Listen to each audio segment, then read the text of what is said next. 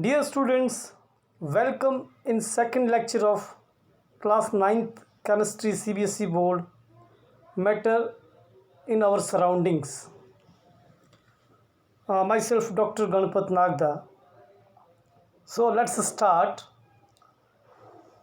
This particular slide showing various processes and various states of matter, how they change from one state to another states. So you can see in this particular slide there is a picture of ice, then water, and then steam.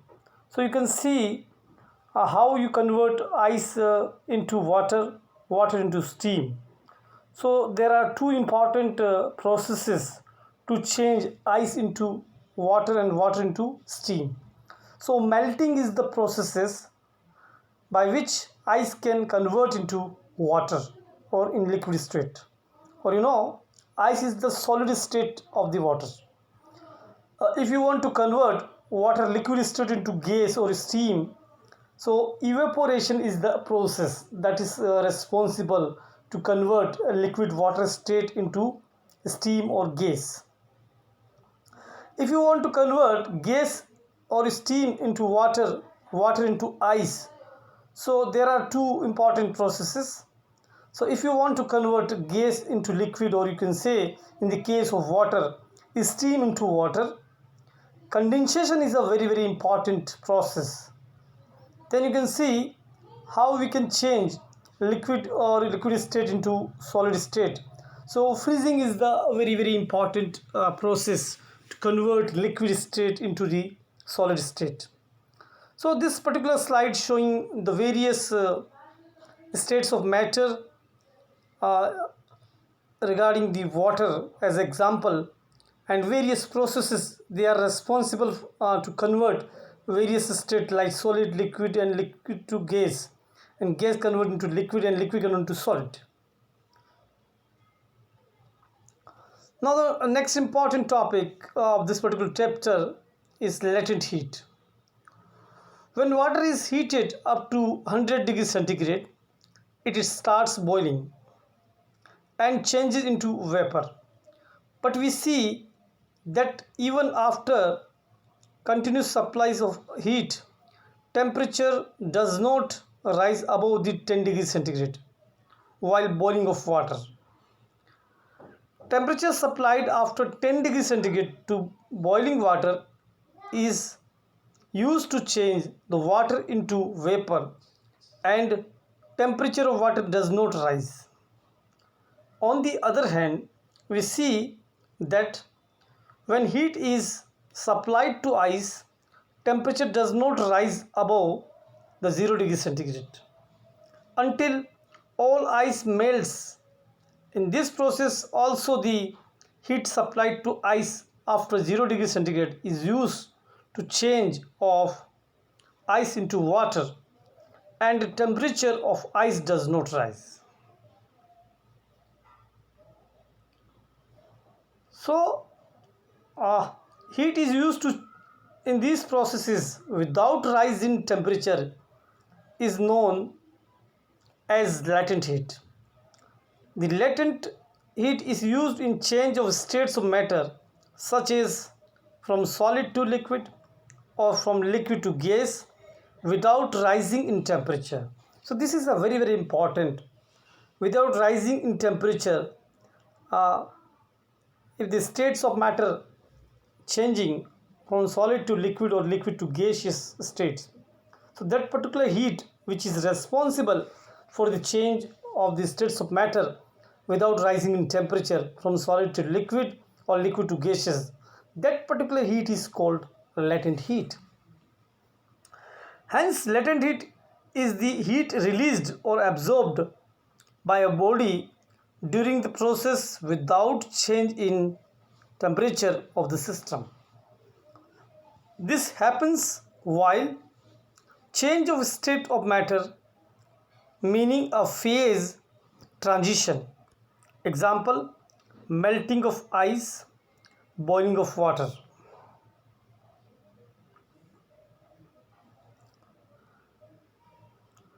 The particles of solid and liquid are bonded together with great force of attraction, because of which a matter exists in a particular state. When we supply heat to a solid or liquid, the heat is supplied without come in notice is used to break the force of attraction between particles, and this heat is not used to increase the kinetic energy of particles. Since kinetic energy of particles do not increase, we do not see any rise in temperature of the system.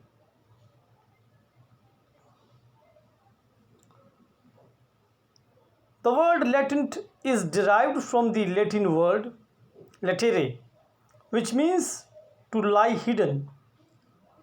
Joseph Blake introduced the term latent heat around 1762. Now the types of latent heat. Latent heat of fusion, latent heat of vaporization. So the first important type is latent heat of fusion, melting or freezing. When solid changes into liquid, the head required changing the state without rising in temperature is called the latent heat of fusion.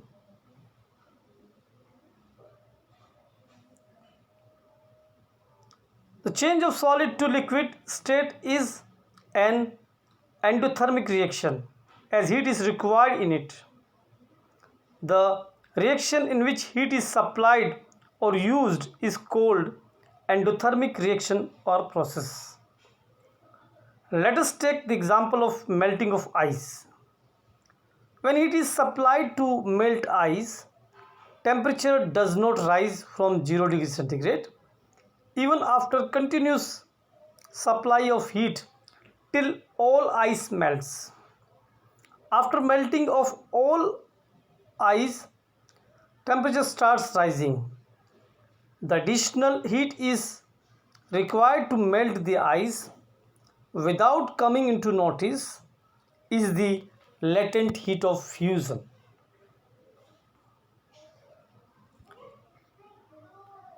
The latent heat of fusion of ice is the energy which is used to change the state of ice solid to water liquid.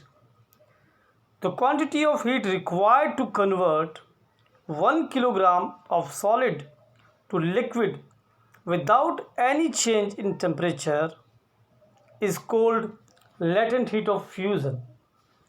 The heat required is measured in joules.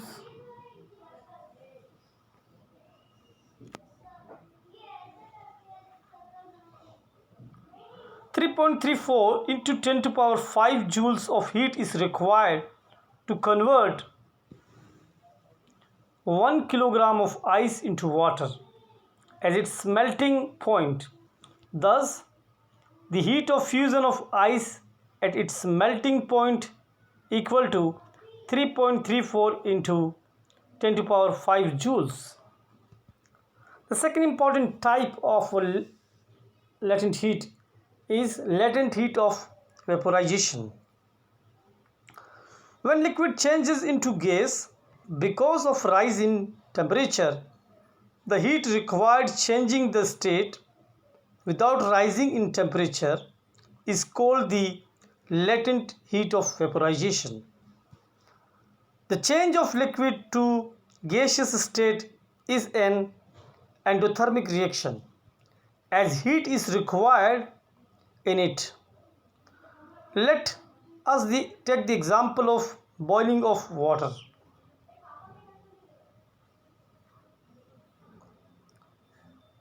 Water boils at 100 degrees centigrade. When heat is supplied to water, temperature does not rise after 100 degrees centigrade even after continuous supply of heat. The heat supplied at this stage is used to change water into vapor and hence does not come into notice. The additional heat is required to change the water into vapor without coming into notice is the latent heat of vaporization. The latent heat of vaporization of water is the energy which is used to change the state of water liquid to vapor, that is gaseous state. So you can see in this particular slide the graph between temperature and heat added, and how the various states of matter change from state of matter change from one state to another, like solid to liquid and liquid to gaseous state, and also explaining the various processes are involved in the process of changing of states of matter from solid to liquid, liquid to gas, and gas to liquid, and liquid to solid, and also showing latent heat of vaporization, latent heat of fusion. So it's a very very important, you can see the slide is this. Now the next important process is sublimation, the process in which a solid changes into vapor without changing into liquid, and from vapor changes into solid without changing into liquid, is known as sublimation. Generally, solid first changes into liquid and then changes into gas because of rise in temperature, but there are many substances which change into gas without changing into liquid and changes into solid from gas without changing into liquid. Such substances which go under sublimation are known as sublime. For example, camphor, naphthalene, boles, ammonium chloride, iodine, dry ice, etc.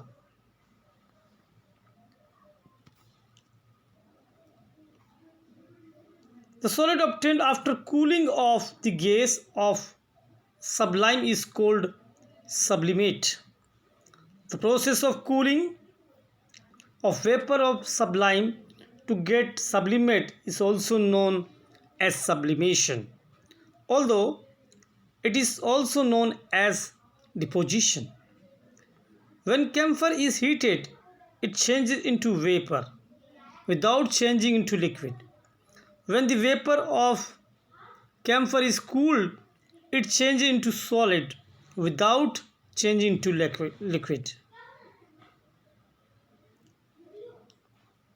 So you can see this particular slide showing how ice can change into various state, like you can see in the center of the diagram there are three states of matter. One is solid, liquid, and gaseous, and there are various processes involved to change solid into liquid, liquid into gas, or gas into liquid, and liquid into solid. And you can see in upper side there is showing the sublimation process.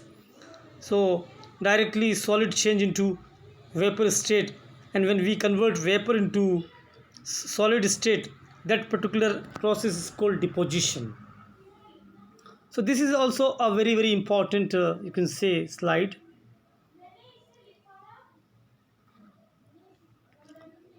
Sublimation in everyday life, the dry ice solid carbon dioxide turns into vapor without changing into liquid and is considered as sublime.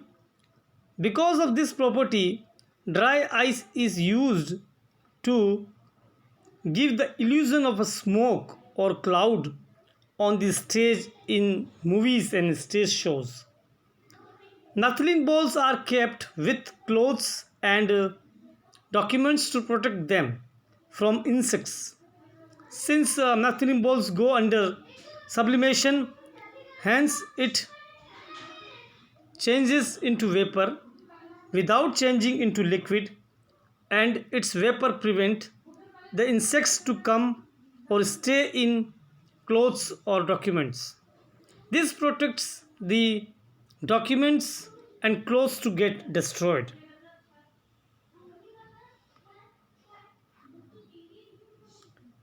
We usually see that the size of naphthalene balls decreases gradually and finally disappeared when they are kept in open. This happens because of sublimation of naphthalene. Naphthalene balls are used in toilets also as disinfectant and air fresheners. These are the daily uses of sublimation process you can see in your daily life.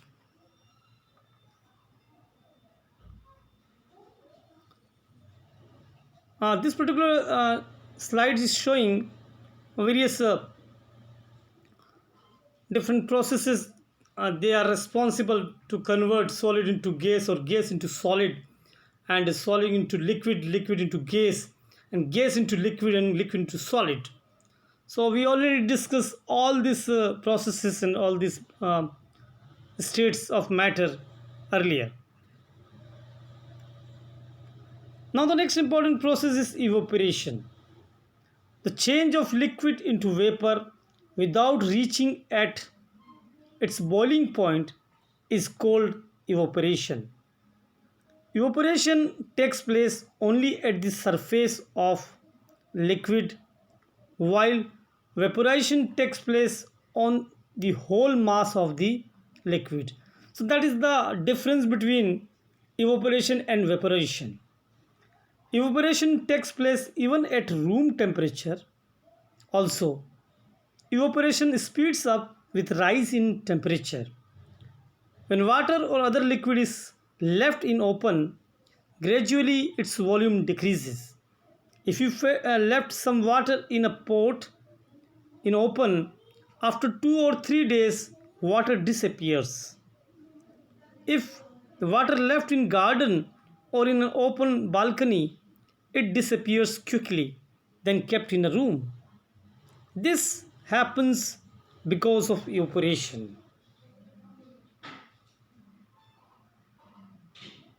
Now the process of evaporation, that is a very important. Molecules at the surface of water, when exposed some temperature, their kinetic energy increases. Because of increase in kinetic energy, those molecules become able to overcome the force of attraction between the particles of liquid.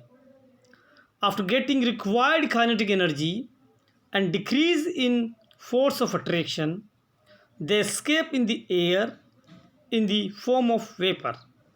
Additionally, those kinetic energy get some of the required kinetic energy from their neighboring molecules, also because of which the temperature of the adjacent molecules decreases, which finally result in decrease of the temperature of surface of liquid. So you can see this particular slide is showing evaporation continuously moves water from the surface of the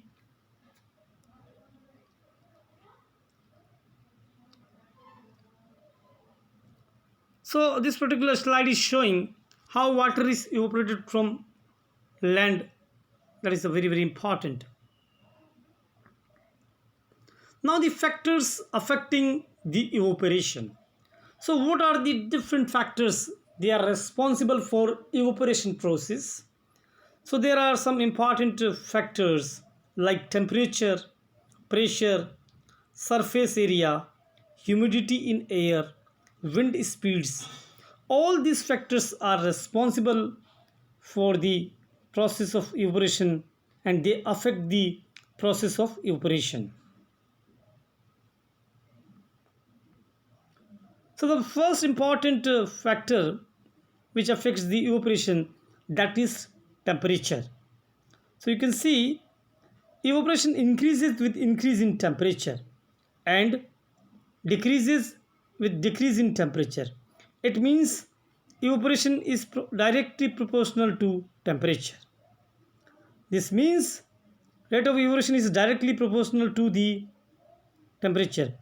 With increase in temperature, the particles of liquid at surface get required kinetic energy to overcome the force of attraction and escape in air quickly.